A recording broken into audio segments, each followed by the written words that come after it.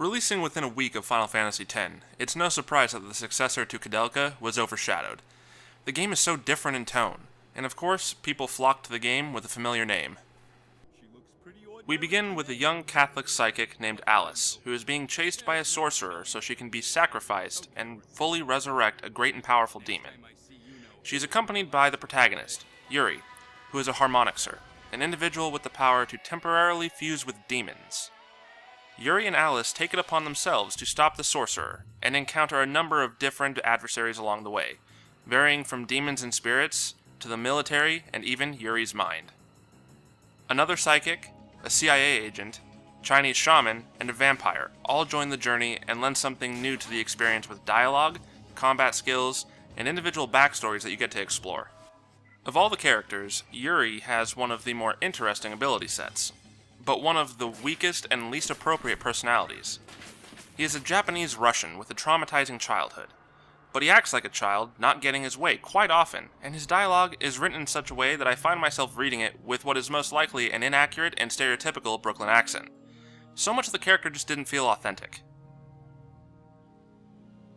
Most of the characters and enemies are rendered fairly well, but Yuri can almost come across as unfinished. His hair is spiked out all over, almost like a short fro of sorts, yet his picture in the pause menu shows a fairly clean cut. The FMVs fare a bit better, landing somewhere in between the two, but his hair looks far too floaty. Luckily, the environments look far better. Borrowing from the early style of 3D Final Fantasy games, we are treated with some well-done pre-rendered backgrounds that help make the world feel unique, showing that someone put some serious effort forward. The music in battle is somewhat quiet, and the BGM of the overworld emanates the proper atmosphere, but doesn't stand out. The voice acting is, at best, bland when present. Some of the sound effects in battle are satisfying, but they really don't add any excitement to the combat. The audio and soundtrack overall felt stale. It didn't really hinder the experience, but it could have and should have helped it. The shining achievement in Shadow Hearts is its action system called the Judgment Ring. A circle with marked areas and a needle in the middle. As the needle spins, you must press the X button as it passes over designated areas. In combat, the marked areas represent successful attacks. Each time you hit the X button over these areas, you perform one part of your attack combo. If you manage to hit the red lines, that attack will have increased damage. This doesn't replace critical hits, but it does add a nice boost of damage. Outside of combat, the Judgment Ring is used in a lottery and for bartering in shops. The lottery ring has multiple marked areas in different colors to represent different prizes you can win. The needle will slowly come to a stop once you press X, so this function is more for fun and relies entirely on luck. The barter system, however, is all about timing, just like in combat. You must hit the marked area a set number of times to get a discount on what you're trying to buy, or receive additional cash for what you're trying to sell. The process can be repeated to increase how much you save or receive, each time the needle spins faster.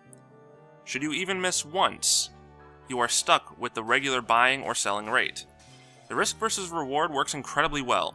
I found myself wanting to get things as inexpensively as possible so I could stock up on extra healing items, but if I wasn't careful, I literally paid for it. As I mentioned earlier, the characters each have their own sets of skills, with the most in-depth being Yuri and the harmonixer. When fusing with demons, you become more powerful and more resilient to many forms of attack, with each demon having unique abilities and specializations in particular elements, ranging from buffs and debuffs to poison and paralysis. The only misstep I found in the gameplay was with the SP system. Each character needs SP to perform an action in a turn.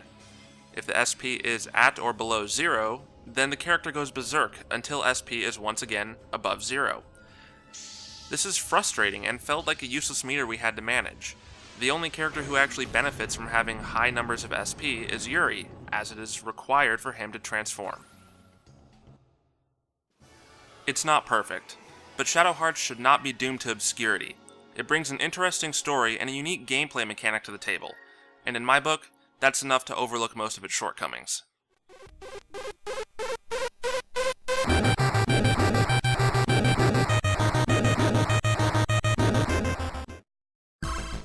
Hey guys, thanks for watching. Please like, comment, and subscribe for more videos.